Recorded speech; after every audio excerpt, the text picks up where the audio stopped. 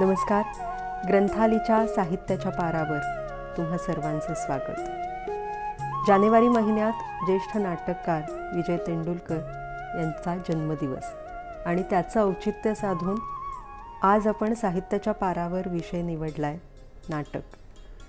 नाटक हा महाराष्ट्राचा प्राण आणि नाटकाच्या सगळ्या प्रक्रियेमध्ये महत्त्वाचा घटक, महत्त्वाचा दुवा असतो नाटककार. 1970 साली जे नाट्यसंमेलन झालं त्याचे अध्यक्ष होते वा शिरवाडकर. आपल्या अध्यक्षीय भाषणात ते असं म्हणाले होते की नाटक हे प्रथमतः आणि मूलतः साहित्य प्रकार आहे. आज साहित्याच्या पारावर 2 प्रतिभावान नाटककार आलेत. संगीत नाटक अकादमी पुरस्काराने सन्मानित नाटककार, पटकथा लेखक, कादंबरीकार, अभिनेते, दिग्दर्शक अभिराम भडकमकर आणि कवी, नाटककार, कथा, पटकथा, संवाद लेखक किरण येले.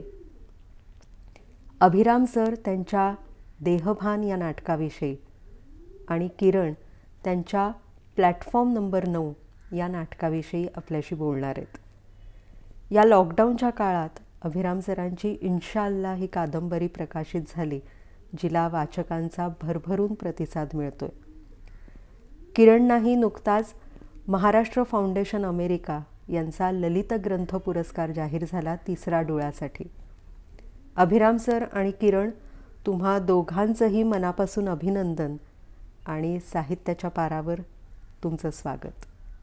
अभिराम सर, तेंडुलकरांच्या जन्मदिनाचं औचित्य साधून आपण हा भाग करतोय आणि योगायोग असा की तुमच्या देहभान या नाटकाच्या पुस्तकाच्या प्रस्तावनेमध्ये तुम्ही तेंडुलकरांच्या शांतता कोर्टमधल्या बेणारेबाईंचा या पात्राचा उल्लेख केला आहे.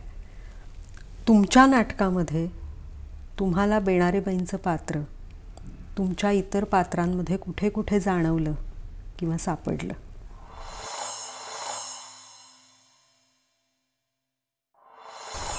तेंडुलकरांच्या बेणारेबाईंचा उल्लेख तर त्याच्यामध्ये आहेच, पण त्याचबरोबर सूर्य की अंतिम किरणसेच्या शिलवतीचा उल्लेख आहे, अँटिगनीचा उल्लेख आहे. मला असं वाटतं की वेगवेगळ्या काळामध्ये लिहिल्या गेलेल्या या वेगवेगळ्या स्त्रियांचे उल्लेख त्याच्यामध्ये एवढ्यासाठीच आहेत की काळ जरी वेगळा असला तरी त्यांनी तत्कालीन समजुती, धारणा, आस्था या सगळ्यांना प्रश्न विचारले, या सगळ्यांच्या विरुद्ध त्या उभ्या ठाकल्या. आणि वसुधा ही सुद्धा याच पठडीतली आहे, यात जातकुळीची आहे. आणि म्हणून देहभान बद्दल बोलत असताना या पात्रांचा उल्लेख होणं मला अत्यंत अपरिहार्य वाटतं. मला आठवतं देहभानचा प्रयोग जेव्हा पुण्यामध्ये झाला तेव्हा मंगेश तेंडुलकर ज्येष्ठ समीक्षक हे नाटक पाहायला आले होते आणि त्यांनी देहभानबद्दल एक फार इंटरेस्टिंग असं त्यांचं निरीक्षण मांडलं. मग ते पहिल्यांदा नाटक पाहायला आले, त्यांनी त्याचं परीक्षण लिहिलं आणि पुढच्या प्रयोगाला ते परत आले आणि ते मला असं म्हणाले की यातली जी वसुधा आहे ही टोकाच्या व्यक्तिवादाचं समर्थन करते का, किंवा हे नाटक अत्यंत टोकाच्या अशा व्यक्तिवादाकडे लोकांना घेऊन जाणारं नाटक आहे का, असा प्रश्न मला पडतो. आणि मला त्यामुळे वसुधा फारशी पटत नाही. मला वसुधा जे म्हणते आहे ते फारसं मला स्वीकारता येत नाही आणि म्हणून मी ते परत पाहायला आलो. असं म्हणून मंगेश तेंडुलकर ते नाटक पाहायला परत आले होते. नाटक पाहिल्यानंतर ते मला म्हणाले की मला वसुधा एका बाजूला पटली, पण त्याचबरोबर परत मला असं वाटलं की ती एक व्यक्तिवाद, टोकाचा व्यक्तिवाद मांडते की काय. आणि मग ते म्हणाले की माझ्या मनामध्ये असे प्रश्न निर्माण झाले की आपण व्यक्तिवादाचा पुरस्कार करत असतानाच आपण जेव्हा एका समाजामध्ये राहतो तेव्हा काही बंधनं असणार आहेत का, काही सीमारेषा असणार आहेत का. आणि एका पद्धतीने देहभान या नाटकाला त्यांनी एका वेगळ्याच पद्धतीने त्या नाटकाकडे पाहिलं आणि मग माझ्या एक असं लक्षात आलं की खरोखरच वसुधानी किंवा बेनारीनी किंवा या सर्व अँटिगनीनी निर्माण केलेले जे प्रश्न आहेत ते समाजविरुद्ध व्यक्तिवाद या पद्धतीचे प्रश्न निर्माण केलेले आहेत. आणि परत एकदा तो धागा मग मला असं वाटतं की या सगळ्या पात्रांशी त्या संपूर्ण नाटकाचा जोडला जातो. आणि नंतर त्यांनी असं त्याच्यावर निरीक्षण मांडलं की खऱ्या अर्थाने व्यक्तिवाद म्हणजे काय, त्याचा विस्तार किती असणार आहे, त्याच्या सीमारेषा काय असणार आहेत किंवा त्याला काही बंधनं असणार आहेत का, या सगळ्याबद्दल या नाटकातली पुढली पिढी बोलते. आणि मी अधिकाधिक त्या पुढल्या पिढीशी स्वतःला ताडून पाहतो आणि मला ती जास्त जवळची वाटते, मला त्यांची भूमिका जास्त जवळची वाटते असं तेंडुलकर म्हणाले. आणि म्हणून मला असं वाटतं की जेव्हा जेव्हा वसुधाचा विषय येतो तेव्हा तेव्हा अपरिहार्यपणे आपल्याला अँटिगनी आठवणारच आहे. आणि म्हणून अशा पद्धतीच्या सर्व पात्रांची आठवण होणार आणि त्यांचा उल्लेख मी प्रस्तावनेमध्ये केला होता. किरण, नाटक लिहिणं आणि कविता लिहिणं हे दोन्ही साहित्य प्रकार, फॉर्म्स हे एका अर्थाने पूर्णतः एकमेकांपासून भिन्न आहेत. म्हणजे एके ठिकाणी विस्तार करायचा असतो, दुसरीकडे संक्षेप महत्त्वाचा असतो. आणि हे दोन्ही प्रकार तुम्ही अतिशय उत्तम हाताळता. तर असं होतं का की मला याच फॉर्ममध्ये सुचलं आहे किंवा याच फॉर्ममध्ये सुचतं, म्हणजे प्लॅटफॉर्म नंबर 9 हे नाटकच का झालं आणि बाईच्या कविता या कविताच का झाल्या?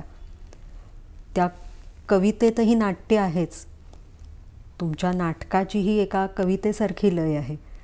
मग या दोन्ही फॉर्म्सबद्दल सांगा की तुम्ही कसं ठरवता की या सुचलेल्या गोष्टीचं नाटक करायचं आहे की त्याची कविता करायची आहे. म्हणजे फॉर्म आणि कंटेंट हा एकत्रच सुचतो की आधी कंटेंट सुचतो आणि मग तो कोणत्या फॉर्ममध्ये आणायचा हे तुम्ही ठरवता, किंवा आधी फॉर्म ठरतो आणि मग त्यासाठी कुठला कंटेंट विषय चांगला आहे हे ठरवलं जातं? काय असते ही निर्मिती प्रक्रिया?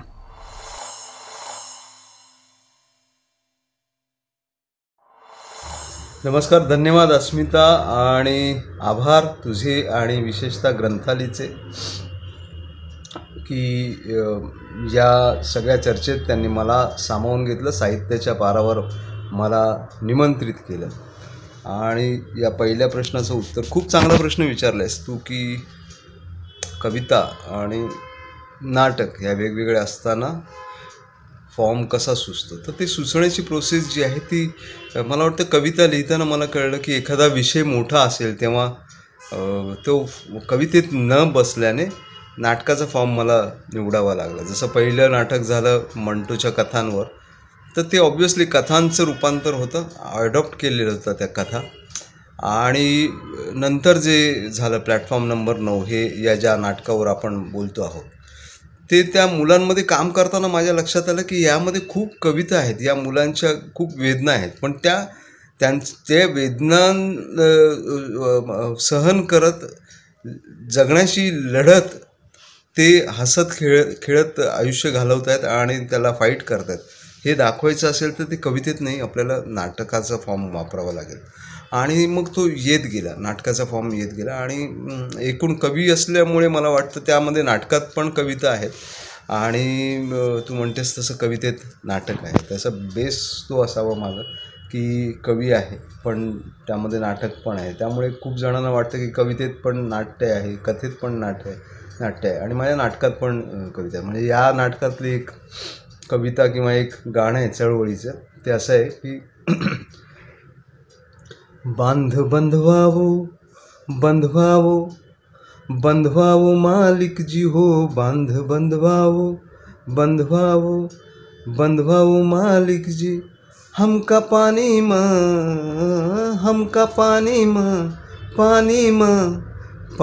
चुनवाओ जी, बांध बंधवावो तुम हमरे अन्नदाता, तुम ही पिता तुम ही माता, तो हमरा दूध माँ जहर तो मिलवाओ जी, बांध बंधवाओ. देहभानमधला एक काळ जो आहे तो 1952चा काळ आहे आणि या सगळ्या काळाला पार्श्वभूमी आहे जयप्रकाश नारायणांच्या चळवळीची. तर नेमका हा चळवळीच्या पार्श्वभूमीवरचाच काळ तुम्ही का निवडलात, की तोच काळ सहजपणे आलाय की त्यामागे काही खास कारण होतं? हो, 1952चा काळ जो मी निवडला तो अत्यंत हेतुतः निवडलेला आहे. तो फार इंटरेस्टिंग काळ आहे बघा. कारण स्वातंत्र्य मिळून 4-5 वर्ष झालेली आहे. 47ला आपल्याला स्वातंत्र्य मिळालं आणि त्याच वेळेला त्या संपूर्ण स्वातंत्र्य लढ्याचं एक संचित आपल्यामध्ये असलेली माणसं, ध्येयनिष्ठ त्यागी माणसं आपल्या आजूबाजूला दिसत होती. त्यांचा प्रभाव तरुण पिढीवरती, वसुधासारख्या कार्यकर्तीवरती, तिच्या आजूबाजूच्या कार्यकर्त्यांच्यावरती, आपल्याला गोपाळ वगैरे या सगळ्यांच्यावरती पडताना दिसलेला आहे. तो प्रभाव त्यांच्यावरती आहे. आणि त्याच वेळेला 5 वर्ष झालेली असल्यामुळे एक स्वातंत्र्याला की एक पद्धतीचं स्थैर्य, कुठेतरी राजकीय स्थैर्य त्या ठिकाणी आपल्याला दिसतं आणि त्यामुळे एक हळूहळू घसरणीचा काळसुद्धा आपल्याला सुरू झालेला दिसतो. म्हणजे विचारधारा कितीही अस्सल असली तरी ती कुणाच्या हातामध्ये पडते आणि त्याच्यामध्ये मिडिओकर माणसं शिरतात का, आणि त्यांच्या हातामध्ये समजा जर अशा पद्धतीची जर विचारधारा असेल तर ज्या पद्धतीने संपूर्ण समाजामध्ये एक घसरण सुरू होते तो त्या घसरणीचा सुद्धा काळ होता, जो आपल्याला त्या आश्रमामध्ये दिसतो, तिथल्या माणसांच्यामध्ये दिसतो, त्यांच्या वागण्यामध्ये दिसतो.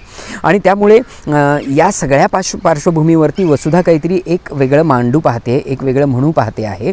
आणि त्यामुळे विचारधारेकडे पूर्णपणे कर्मठ अशा पद्धतीने पाहणं किंवा विचारधारेला एका संकुचित चौकटीमध्ये बंदिस्त करणं आणि त्या पद्धतीने म्हणजे जी विचारधारा अत्यंत खुल्या विचारांचा आग्रह धरते तिला पोथीनिष्ठ बनवून टाकणं, तिला पठडीतली बनवून टाकणं, अशाही पद्धतीचा तिच्या आजूबाजूचं सगळं वातावरण आहे. आणि या वातावरणामध्ये वसुधा त्या ठिकाणी ज्या पद्धतीनं एक निसर्गाची बाजू मांडते आहे किंवा म्हणजे एकाने अतिशय चांगल्या पद्धतीने म्हटलं होतं की देहभान हे निसर्ग सूक्त आहे. तर स्वतःच्या नैसर्गिक ज्या अंतःप्रेरणा आहेत त्या नैसर्गिक प्रेरणांचा विचार करायला लागते आणि त्या नैसर्गिक प्रेरणा कशा पद्धतीने त्यांचा आदर केला पाहिजे, त्यांना समजून घेतलं पाहिजे हे मांडायचा प्रयत्न करणारी वसुधा एकीकडे आणि या सगळ्याकडे पाहूच न शकणारी झापडबंद माणसं आणि समाज एका बाजूला, अशा पद्धतीचं ते द्वंद्व मला त्या ठिकाणी अत्यंत चांगल्या पद्धतीने मांडता येणार होतं. परंपरेचा बळी ठरलेली आलवणामधली मावशी तिथे दिसते की तिचं सगळं आयुष्यच या सगळ्या पारंपरिक पद्धतीमध्ये कोळपून गेलेलं आहे किंवा जळून गेलेलं आहे, अशा पद्धतीची मावशी आपल्याला दिसते. आणि त्याच काळामध्ये नवीन विचारांचं, आधुनिकतेचं वारं म्हणजे बोलपट आलेले आहेत. या सगळ्याचं वारं अंगावरती येऊन एक वेगळ्या पद्धतीचा ची मानसिकता तयार होणारी विद्या आपल्याला त्या ठिकाणी दिसते. दादासाहेब, बाबासाहेबांच्यासारखी माणसं आहेत की जी पूर्णपणे झापड लावून तर अशा पद्धतीने त्या संपूर्ण समाजाचं जे एक चित्र होतं, आपल्या समाजामध्ये जी एक वेगळ्या पद्धतीची घुसळण त्यावेळेला चालू होती, ती मांडण्यासाठी मला 1952चा काळ खूप महत्त्वाचा वाटत होता. आणि जयप्रकाश नारायण अशासाठी की गांधीजी तर नव्हते, पण ज्या माणसांमध्ये आपण गांधीजींना पाहू शकतो किंवा शकलो असतो आपण जर त्या काळामध्ये असतो तर अशा पद्धतीचे जयप्रकाश नारायण त्या ठिकाणी होते, ज्यांच्यामध्ये आपण गांधी पाहतो नंतरही पुढे पाहिला. आणि म्हणून मला जयप्रकाश नारायण आणि त्यांची चळवळ आणि ती खूप महत्त्वाची वाटत होती. ते एक प्रतीक होऊन राहतात त्या विचारधारेचं. म्हणून 1952 हा काळ मला अतिशय महत्त्वाचा आणि अतिशय इंटरेस्टिंग वाटला आणि म्हणून मी तो काळ त्यामध्ये निवडला. बहुतेक लोक स्वतःची वेदना आपल्या लिखाणात मांडतात. किरण, तुम्ही जेव्हा लिहिता तेव्हा ती वेदना दुसऱ्याची असते आणि एक तटस्थ किंवा संवेदनशील प्रेक्षक म्हणून किंवा एक निरीक्षक, ऑब्झर्वर म्हणून तुम्ही याकडे कसं पाहता की या नाटकामध्ये सुद्धा एक जे समांतर जगणं आहे ते आपल्या लेखणीतून मांडलं जावं, ते यावं, असं का वाटलं तुम्हाला? म्हणजे कविता असोत किंवा नाटकं असोत, त्यात जे जगणं तुम्ही जगत नाही किंवा जगला नाहीत त्याचं प्रतिबिंब यावं, त्याचं प्रतिबिंब कसं उमटतं, त्याचं प्रतिनिधित्व कसं काय तुम्ही करता, त्यात जी करुणा आहे, सहवेदना आहे, ती कुठून येते? म्हणजे ती जाणवते आणि तुम्ही लिहायला सुरुवात करता की त्याचा अभ्यास होतो, त्याच्यावर चिंतन होतं आणि मग तुम्ही लिहिता. काय असते ही प्रक्रिया? हां, या बाबतीत मी असं म्हणू शकेन की 2 वेगवेगळे फॉर्म आहेत, कविता आणि नाटक. तर कवितेची भाषा ही आतली असते, मनातली असते. त्या आतल्या गोष्टी बोलतं प्रामुख्याने. बाह्य गोष्टी पण बोलतं, पण प्रामुख्याने कवितेचा स्वर हा आतला स्वर आहे. आणि त्या उलट नाटकाचं होतं. नाटक हे दिस इज परफॉर्मिंग आर्ट. एक लोकांसाठी आहेत, बाहेरच्या लोकांसाठी आहेत आणि ते पाहण्यासाठी प्रेक्षक आहेत आणि त्यांच्यासाठी हे नाटक असतं. त्यामुळे नाटकात खूप वेळा सामाजिक विषय असतात. तू पाहशील तर अनेक जी नाटकं झालेली आहेत ती त्या म्हणजे बहुतांशी नाटकामध्ये 90% नाटकामध्ये सामाजिक वेदनांचा भाष्य असतं, त्यावर भाष्य असतं. त्यामुळे हे 2 वेगवेगळे फॉर्मचा विचार करता त्या गोष्टी आपल्याला लक्षात घ्यायला हव्यात. आता तू म्हणतेस तसं माझ्या कवितांमध्येही किंवा कथांमध्येही किंवा नाटकांमध्येही त्या सहवेदना येतात किंवा या सामाजिक विषयांवर भाष्य येतं. याचं कारण कदाचित मला ते त्याविषयी जास्त आपुलकी असावी, कारण मी जगलो असावं, मी झोपडपट्टीत राहिलेलो आहे त्यामुळे असेल, मी ते पाहिलेलं आहे जवळून त्यामुळे असेल. हां, हे जेव्हा आपण एखाद्या कलाकृतीमध्ये जेव्हा व्यक्त करत असतो, जेव्हा सांगत असतो, एखादी कलाकृती लिहित असतो, तेव्हा तू म्हणतेस तसं ते जगावं लागतं. म्हणजे ती पात्र वरवर न जगता तुमच्या आतमध्ये ती पात्र भिनावं लागतं. जसं नाटकाचा फॉर्म आहे, यू मेक देम बिलीव्ह. जे की ते नाटक खोटं असलं तरी ते तुम्हाला खरं वाटायला पाहिजे, ते पाहणाऱ्याला खरं जगणं वाटायला पाहिजे. आणि जसं आर्ट, एखादा कलाकार आतमध्ये ते कॅरेक्टर भिनवून घेतो आणि मग ते बाहेर ते लोकांना खरं पात्र वाटावं लागतं, तसंच लेखकालाही ही सगळी पात्र आतमध्ये भिनवून घ्यावं लागतात आणि ती लिहावी लागतात. तेव्हा त्यांची भाषा खरी येते, वागणं खरं येतं, बोलणं खरं येतं, चालणं खरं येतं आणि मग ते लोकांना खरं वाटू लागतं. ॲक्टरचा पार्ट नंतर येतो खूप. लेखकाला आधी हे जगावं लागतं पात्र आणि नंतर मग कॅरेक्टर ते भिनवून घेतो किंवा ॲक्टर भिनवून घेतो किंवा तो कलाकार ते भिनवून घेतो आणि मग लोकांपुढे मांडतो. स्त्रीबद्दल, तिच्या देहभानाबद्दल, तिच्या जाणीवांबद्दल अनेक स्त्रियांनीही लिहिलं आहे, पुरुषांनीही लिहिलं आहे, वेगवेगळ्या साहित्य प्रकारांमध्ये लिहिलं आहे. देहभान लिहिताना पुरुषाच्या दृष्टिकोनातून या विषयाकडे पाहताना मी जास्त तटस्थपणे पाहू शकलो. असं वाटतं की जर स्त्री लेखक असतो तर मला जास्त अंतस्थ होऊन या विषयाकडे पाहता आलं असतं, असं तुम्हाला वाटतं किंवा तसं पाहता आलं नाही याची रुखरुख लागून राहिली आहे का? मला असं वाटतं की जेव्हा तुम्ही लेखक असता तेव्हा तुम्ही फक्त लेखक असता, तेव्हा तुम्ही स्त्री किंवा पुरुष नसता किंवा नसलं पाहिजे. कारण मग परकाया प्रवेश वगैरे या सगळ्या गोष्टींना काही अर्थच राहत नाही. त्यामुळे मला असं वाटतं की देहभानमध्ये वसुधा एक स्त्री आहे आणि तिच्याकडेही मला पाहता आलं पाहिजे, पण त्याचबरोबर मला दादासाहेबही कळले पाहिजेत, त्याचबरोबर मला मास्तरही कळले पाहिजेत. आणि म्हणून मला असं वाटतं की कुठल्याही विषयाचा ॲप्रोच आपण जेव्हा हे करतो तेव्हा तुम्ही स्त्री आहात का पुरुष आहात या गोष्टींनी फरक पडत नाही, तर तुम्ही किती उत्कटतेने ते सगळं जगू पाहता. म्हणजे तुम्हाला उत्कटतेने लिहिता लिहिता वसुधाही जगता आली पाहिजे आणि तिच्या पूर्णपणे उभे राहणारे कर्मठ दादासाहेबही जगता आले पाहिजे. आणि एक लेखक म्हणून मला असं वाटतं की मला या तक्रारीला जागा नाही आहे माझ्याकडे की पुरुष असून मी हे कसं लिहू किंवा एखाद्या स्त्री लेखिकाने मी तर स्त्री आहे मी पुरुषांना कसं समजून घेऊ असं म्हणण्यामध्ये काही फार अर्थ असतो असं मला वाटत नाही. आणि हेच मला नेहमी असं वाटतं. म्हणजे आता इन्शाल्लाह कादंबरी लिहित असतानासुद्धा अनेकांनी मला असं विचारलं की तू हे का लिहिलंस, तर मला असं वाटतं की स्त्री असो पुरुष असो हिंदू असो मुस्लिम असो काही असो आपण माणसांच्या कथा लिहित असतो. आणि मी जर माणूस असेन तर मला तो समोरचा माणूस त्याच्या जेंडर सकट त्याच्या सर्वच गोष्टींच्या सकट स्वीकारता आला पाहिजे, मला तो पाहता आला पाहिजे, मला तो मांडता आला पाहिजे. आणि हा प्रकार मी देहभानमध्ये केलेला आहे असं मला वाटतं. आणि म्हणून वसुधाला समजून घेत असताना मावशींना म्हणजे आता दमयंतीच्या संपूर्ण जे सफोकेशन आहे, तिची जी कुचंबणा आहे, ती कुचंबणा स्त्री किंवा पुरुष याच्या पलीकडची कुचंबणा आहे. निसर्गाकडे निसर्ग म्हणून पाहता येऊ नये अशा प्रकारची सर्व व्यवस्था आपल्याकडे आहे. शैक्षणिक व्यवस्था आहे, सामाजिक व्यवस्था आहे. अशा पद्धतीमध्ये ती स्त्री असो किंवा पुरुष असो, मला असं वाटतं की एका सारख्या प्रकारच्याच सफोकेशनमधनं कुचंबणेमधनं सगळे जात असतात. तपशिलांमध्ये निश्चितच फरक असतात. काही वेळेला मला असं वाटतं की स्त्रियांच्यावर अधिक जबाबदाऱ्या लादल्या जातात, त्यांच्याकडे अधिक बंधनांमधनं पाहिलं जातं. तर त्या सगळ्यामधनं पाहणं मला जमलं पाहिजे.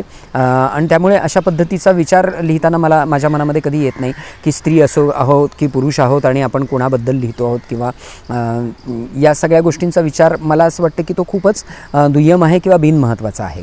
कदाचित मी असं म्हणेन की स्त्रीलेखिका लिहित असताना कदाचित त्यांचं माप स्त्रियांच्या बाजूनी झुकतं पडू शकतं. पुरुष लिहित असताना पुरुषांचं माप कदाचित पुरुषांच्या बाजूनी झुकतं पडू शकतं. लेखक म्हणून माझी हीच जबाबदारी आहे की मला माझ्यातला मी जो आहे तो कुठेतरी विसरता आला पाहिजे लिहिताना. इतक्या उत्कटतेने ती मला त्या ठिकाणी समरस झालं पाहिजे, मला विरघळलं पाहिजे समोरच्या पात्रांमध्ये. आणि तशा पद्धतीचा प्रयत्न देहभानमध्ये मी नक्कीच केलेला आहे. आणि दुसरी गोष्ट अशी आहे ना की देहभान हे नाटक केवळ स्त्रीच्या कुचंबणेचं नाटक नाही आहे. गंमत अशी आहे की वेगळ्या प्रकारचा विचार मांडणारा जो मास्तर आहे, जो रधो कर्वेंच्या चळवळीशी मला खूप जवळचा वाटतो, या मास्तरची एक वेगळीच कुचंबणा आहे ना. निसर्ग समजून घेणं आणि आपल्या नजरेने निसर्ग लोकांना समजावून सांगण्याचा प्रयत्न करणं आणि त्याच्यामध्ये येणारे अडथळे जे मास्तरला येतात, किंवा गंमत अशी आहे की मास्तर जो आहे तो संपूर्णपणे निसर्गाच्या पद्धतीने जगण्याचा प्रयत्न करून त्याची एक चळवळ करण्याचा प्रयत्न करतो आहे. एका चळवळीच्या रूपामध्ये तो सगळं मांडायचा प्रयत्न करतो आहे. परंतु 90चे जे आपले पद्मनाभ आहेत 90च्या काळामधले नाटकामधले, ते त्याची चळवळ करत नाही, पण त्यांच्या जगण्यामध्ये निसर्ग आहे. ते नैसर्गिक प्रेरणा म्हणून या सगळ्या गोष्टींच्याकडे पाहत आहेत. आणि म्हणून हे नाटक केवळ स्त्रीच्या देहभानाचं नाटक आहे असं मला वाटत नाही, तर एकूणच ते नाटक निसर्गाचं नाटक आहे. म्हणजे मोहनागाशी असं म्हणाले होते, विद्याताईं बाळांचं असं म्हणणं त्याच्यावरती पडलं होतं की देहाबरोबरच मनाचाही विचार करणारं हे नाटक. आणि म्हणून केवळ स्त्री देह पुरुष देह असा त्या ठिकाणी विचार येतो असं मला वाटत नाही.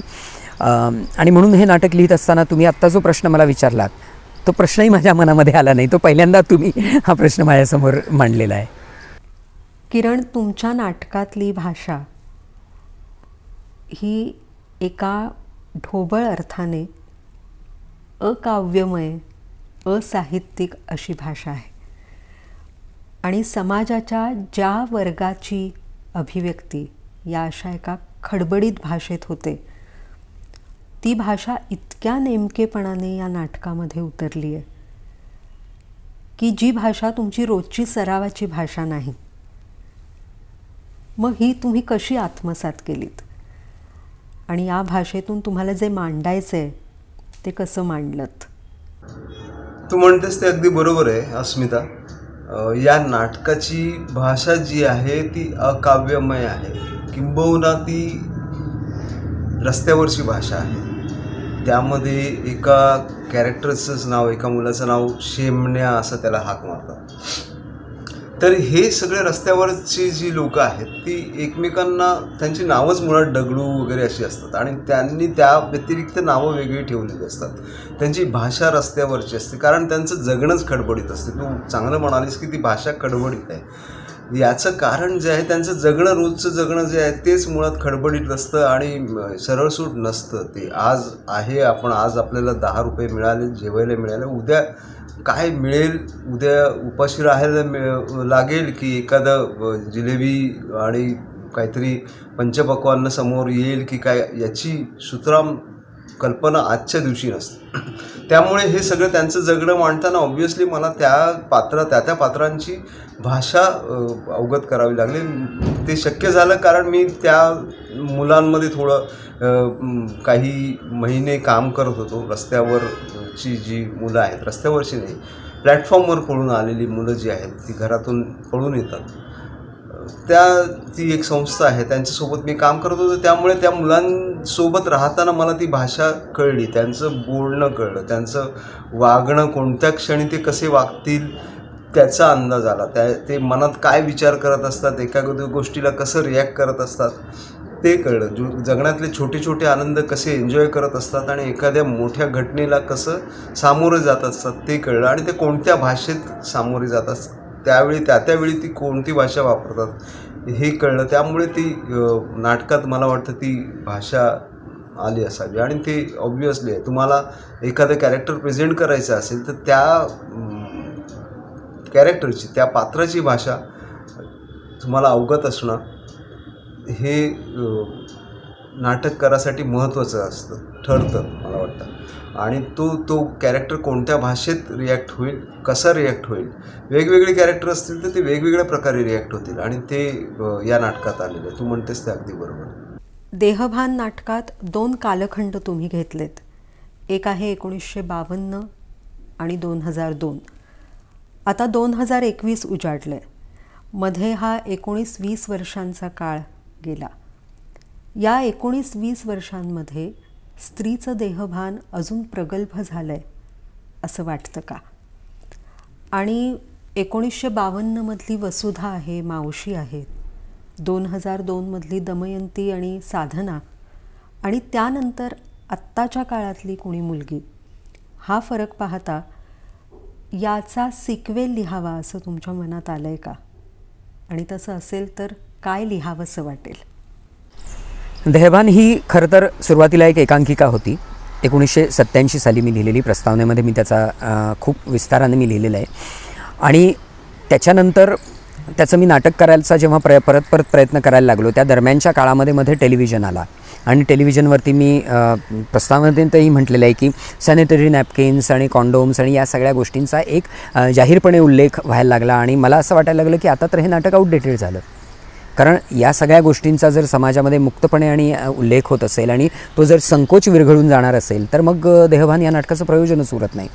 पण जेव्हा हे नाटक मी लिहिलं आणि ते नाटक रंगमंचावरती आलं तेव्हा माझ्या असं लक्षात आलं की आपल्यामध्ये तपशिलांचा भरणा झालेला आहे, पण मूळ निसर्ग म्हणून या सगळ्या गोष्टींकडे पाहण्याची जी आपली प्रवृत्ती आहे ती अजून बदलत नाही आहे. आणि मग माझ्या असं लक्षात आलं की आताच्या काळात तर देहभान हे आणखीनच रिलेव्हंट होत चाललं आहे. जेव्हा हे नाटक सुरुवातीला आलं, आज खरं तर मला या ठिकाणी दत्ता घोसाळकरचा उल्लेख करणं अत्यंत आवश्यक आहे. कारण हे नाटक वेगळ्या पद्धतीचं आहे. हे नाटक तुम्ही व्यावसायिक रंगमंचावरती का करता असा प्रश्न आला. तर मी असं म्हटलं की मला व्यावसायिक प्रायोगिक वगैरे काही कळत नाही. मला जे हवं ते नाटक लिहितो. मी दिग्दर्शकांना ते वाचून दाखवतो आणि दिग्दर्शकाला ज्या ठिकाणी ते करावंसं वाटतं त्या ठिकाणी ते नाटक करतो. आणि मग त्यांनी जर ते व्यावसायिक रंगभूमीवरती केलं तर माझी त्याला काही नान असते. त्यामुळे माझ्या मनामध्ये तरी हे असे कंपार्टमेंट नाहीत. त्यामुळे दत्तानी हे नाटक लोकांनी असं सांगून की अरे हे प्रायोगिक रंगभूमीवरचं नाटक आहे, इथे कशाला करतो असं म्हणून त्यांनी आर्थिक रिस्क घेतली आणि कुमार सोहनींनी हे नाटक चांगल्या पद्धतीने बसवलं. तेव्हा आम्हाला ते अधिकाधिक रिलेव्हंट वाटलं होतं. आज खरं दत्ता आपल्यामध्ये नाही. महिन्याभरापूर्वीच दत्ता आपल्याला सोडून गेला आणि त्याची आठवण निश्चितच या प्रसंगी मला येणं आणि थोडंसं भावूक होणं अगदीच साहजिक आहे. पण गंमत अशी आहे की हे नाटक दत्तानी जेव्हा केलं त्याच्यानंतर परत एकदा ते नाटक झालं 3 वर्षापूर्वी. आणि 2019ला तर कन्नडमध्ये हे नाटक रंगायननी सादर केलं आणि त्यांनी त्याच्यामधले तपशीलही बदलले नाहीत.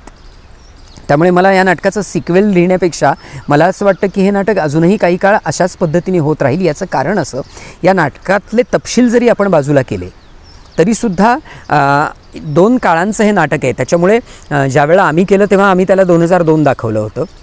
आज जेव्हा केलं तेव्हा रंगायननी 2019 म्हटलं होतं. याचा अर्थ असा की मूळ जे या नाटकातलं जे सूत्र आहे, जे मास्तर मांडू पाहतो आहे आणि जे पद्मनाभ जगू पाहत आहेत, वसुधा जे जगून दाखवते, मावशीला जे पटतं पण परंपरेमुळे जगता येत नाही, आणि दमयंतीला जे तत्वतः पटतं पण व्यवहारामध्ये पटलं तरीसुद्धा ते तसं वागण्याचं धाडस तिच्यामध्ये नाही. शिल्पा, मनोज, किरण ही पात्र वेगळ्या पद्धतीने या सूत्राकडे, या निसर्ग सूक्ताकडे पाहण्याचा प्रयत्न करतात आणि आजच्या काळाशी संदर्भ जोडत त्या पद्धतीने जगण्याचा प्रयत्न करतात. म्हणजे केवळ सेक्सबद्दल नव्हे तर सेक्शुॲलिटीबद्दलसुद्धा ते आज फार धाडसाने बोलतात आणि त्या पद्धतीने जगायचा प्रयत्न करतात. त्याच्यामुळे सिक्वेल असा माझ्या डोळ्यासमोर नाही. उलट मला या गोष्टीचा आनंद होतो की त्यातलं मूळ जे सूत्र आहे ते सूत्र लोकांना आवडत राहतं आणि परत परत लोकांना ते नाटक करावंसं वाटतं. आणि वेगवेगळ्या ठिकाणी आणि वेगवेगळ्या भाषांमध्ये हे नाटक होतं. आता हिंदीमध्ये पण ते नाटक होण्याची प्रक्रिया आहे. नुकतंच त्याचं हिंदी भाषांतर पूर्ण झालेलं आहे.